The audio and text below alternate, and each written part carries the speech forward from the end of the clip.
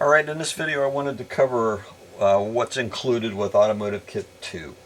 Alright, what you get if you purchase Automotive Kit 2? Well, you get everything that is included in Automotive Kit 1. And here's a card which will reference that particular video. But the one thing that's different between Automotive Kit 2 and Automotive Kit 1 is Automotive Kit 2 includes this adapter. Alright, this is the ACOM2 adapter.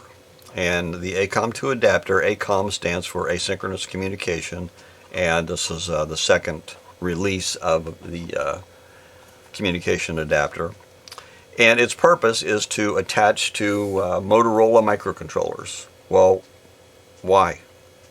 Motorola microcontrollers, they were the first microcontroller family which allowed EEPROM technology to be integrated onto the silicon of the processor itself. Okay, so when that was done and made available to module designers, they really incorporated Motorola microcontrollers into a whole bunch of modules.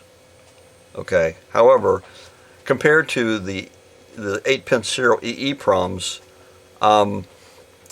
8-pin serial EEPROMs are far, far more likely to be encountered, which is why we sell two kits. Okay, so anyway, Automotive Kit 2 takes everything that's in Automotive Kit 1 and adds this adapter to it and adds the Motorola microcontroller technology family to it. Now, Motorola microcontrollers are found in digital clusters, they're found in ECUs, they're found in certain airbag modules, but as I said, they're not as prevalent as the 8-pin EEPROMs. So if you purchase Automotive Kit 1, it'll probably handle most of what you need, but if you want to cover everything that we do, you can purchase Automotive Kit 2, and you will cover everything that we cover. So that's the difference between Automotive Kit 1 and Automotive Kit 2. One other item is if you purchase Automotive Kit 1 and at some point in the future you want to you encounter a module which has a Motorola microcontroller in it,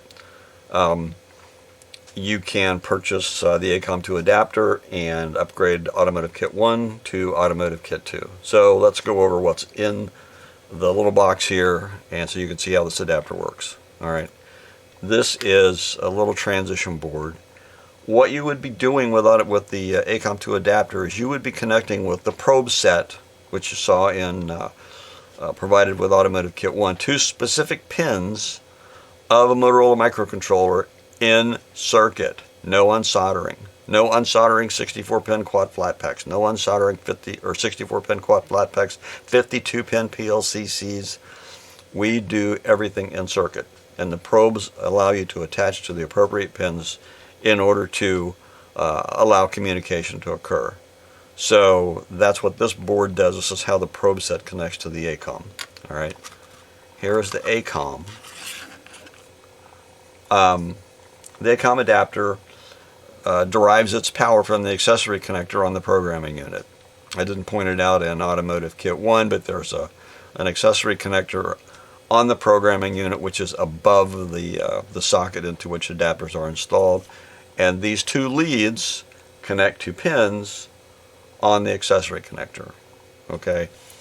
When you connect the probe set to this, then this plugs into the ACOM2 adapter in the strip connector right here, like that.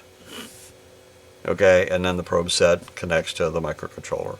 The switch establishes the correct frequencies and voltages required for the different families of the Motorola microcontroller. But that's what this does. Alright, this adds the Motorola microcontroller technology family to the Automotive Kit 1, which makes it Automotive Kit 2. That's the difference. Alright, the other thing that's in the box, we have what are called probe extensions.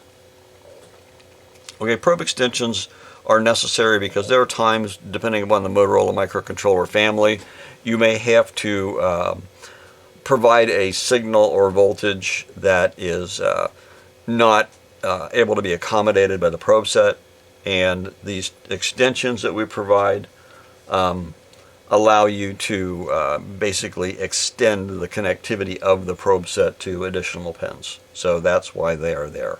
Okay, that's what is included with Automotive Kit 2.